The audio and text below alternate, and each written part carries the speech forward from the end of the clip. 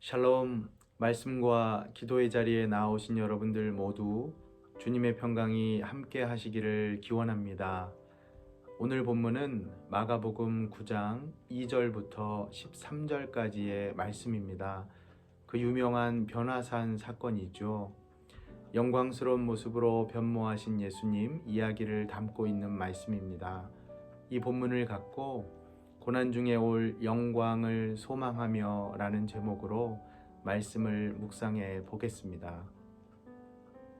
2010년 겨울 동계올림픽의 꽃이라고 불리는 여자 피겨스케이팅에서 대한민국 선수로는 최초로 김연아 선수가 금메달을 딴 모습을 여러분은 기억하실 겁니다. 자신의 연기가 모두 끝났을 때 김연아 선수는 자신 있게 두 손을 번쩍 들고 기쁨으로 연기를 끝냈습니다. 하지만 곧 북받쳐 오르는 눈물을 참지 못하고 울음을 터뜨리고 말죠. 나중에 이것을 궁금해한 기자들의 질문에 그녀는 그동안 고생해온 시간들이 생각나서 자신도 모르게 눈물이 나왔다는 인터뷰를 했습니다. 그렇습니다. 고생 끝에 낙이 온다라는 말이 있죠. 사실 이 말은 너무 상투적인 표현이기도 하지만 그 말 속에 담긴 진리는 성경 속에서도 변함이 없는 것 같습니다. 왜냐하면 우리 주님을 볼 때 그리스도의 고난은 하늘 보좌의 영광을 위해 꼭 필요했던 것이기 때문입니다. 사랑하는 여러분, 십자가의 고난이 없으면 부활의 영광도 없는 줄 믿습니다. 오늘 본문의 말씀이 그것을 잘 보여주고 있죠. 먼저 2절을 보시면 예수님께서 이 베드로와 요한과 야고보 이 세 제자를 데리고 함께 산을 오르셨다고 말씀합니다.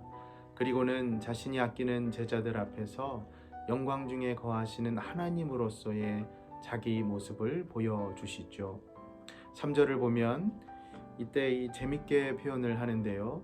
예수님의 옷이 광채가 나서 세상에서 빨래하는 자가 그렇게 희게 할 수 없을 만큼 매우 희어졌다고 말씀합니다. 평행구절인 마태복음 17장을 보면 이때 예수님의 얼굴이 해같이 빛나며 옷이 빛과 같이 희어졌다고 말씀을 하죠. 사실 예수님의 이 변화는 출애굽기 34장에 기록된 모세의 시내산 사건과 비견됩니다. 출애굽기 34장 29절에 보면 모세는 여호와의 영광을 보면서 얼굴에 광채가 난 것으로 기록되어 있죠. 하지만 예수님께서 변화하신 것은 모세와는 비교가 안 될 정도로 더 엄청난 것이었습니다. 왜냐하면 예수님의 영광은 반사된 영광이 아니라 그 자체의 영광으로 광채가 나셨기 때문입니다. 여러분, 사람은 날마다 거울을 보며 자신의 외모나 옷 매무새를 다듬게 됩니다. 하지만 그것은 거울 속에 비친 우리의 모습이지 우리의 실체는 아니죠. 마찬가지입니다. 여기 예수님의 영광은 거울 속에 반사된 그런 모습이 아닙니다. 얼마나 대단한 영광이었으면 옷조차도 빛과 같이 희어졌다고 설명하고 있겠습니까? 그런데 여러분, 너무도 감사한 것이 예수님의 이 영광을 우리에게도 허락하셨다는 것입니다. 고린도후서 3장 18절은 이렇게 말씀합니다. 우리가 다 수건을 벗은 얼굴로 거울을 보는 것 같이 주의 영광을 보매 그와 같은 형상으로 변화하며 영광에서 영광에 이르니 곧 주의 영으로 말미암음이니라. 아멘. 사랑하는 여러분, 이 영광을 사모하시기를 간절히 바랍니다. 성령 충만하셔서 주님과 같은 형상으로 변화하셔서 영광에서 영광으로 이르는 주님의 자녀들로 그렇게 살아가실 수 있기를 간절히 축원합니다. 자, 이제 그 다음으로 4절을 보면 예수님께서는 모세와 엘리야와 더불어 나타나십니다. 여러분, 모세와 엘리야가 어떤 인물들입니까? 네, 모세는 율법의 대표자이고 엘리야는 예언의 대표자이죠. 그래서 이스라엘 역사에서 매우 중요한 인물들입니다. 이스라엘 백성들에게 있어서 모세는 유일하게 하나님과 대면하여 이야기를 한 지도자이고, 엘리야는 죽지 않고 하늘로 들리음을 받은 선지자였습니다. 따라서 지금 이 모습, 예수님께서 율법과 예언의 대표자인 모세와 엘리야와 친밀하게 이야기를 나누시는 모습은 예수님의 외형뿐만 아니라 그 실존 자체가 이미 하나님 나라에 계시다는 것을 상징하는 것입니다. 이 때마침 7절을 보면 하늘에서 소리가 나되 이는 내 사랑하는 아들이니 너희는 그의 말을 들으라 하는지라 라고 되어 있죠. 자, 그런데요, 여기 5절에서 베드로가 한 제안이 아주 흥미롭습니다. 5절을 한번 보세요. 5절을 보면 베드로는 초막 셋을 지어서 하나는 모세를 위해서, 하나는 엘리야를 위해서, 하나는 예수님을 위해서 지어서 이 역사적인 사건을 기념하겠다고 얘기합니다. 당시 유대에는 이 귀한 손님을 대접하기 위해서 따로 천막을 짓는 풍습이 있었다고 합니다.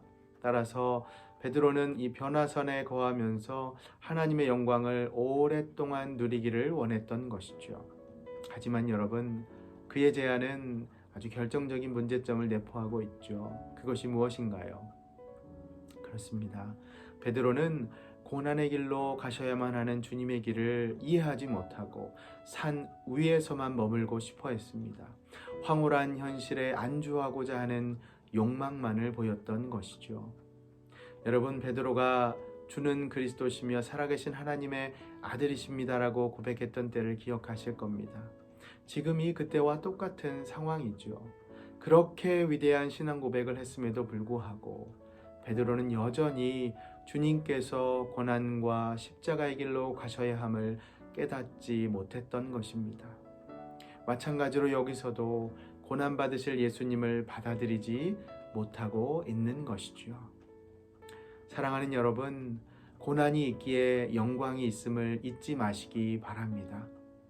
우리가 지금 비록 힘들고 어려운 시기를 지나가고 있지만 이것도 잠시 잠깐 다 지나갈 것임을 잊지 마시고 하늘 보좌의 영광을 바라보며 살아가시기를 간절히 바랍니다.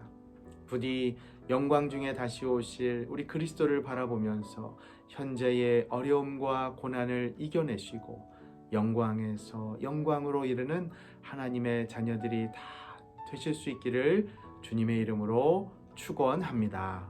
아멘. 이 시간 함께 기도하실 때 이렇게 기도하면 좋겠습니다. 묵상한 말씀을 통해서 먼저 십자가의 고난이 없으면 부활의 영광도 없음을 고백하면서 우리가 비록 지금 아프고 고통받고 외롭고 또 가난하고 병들고 힘들지라도 그것이 장차 누릴 영광을 위한 길이라면 참고 인내하며 나아갈 수 있도록 도와주시옵소서. 십자가를 위해 그 위에서 죽으신 예수님 기억하면서 그리스도의 영광에 이르는 그 모습 우리가 소망하면서 하루하루 살아가게 하여 주시옵소서. 이 기도 제목 갖고 우리 다 같이 기도하겠습니다.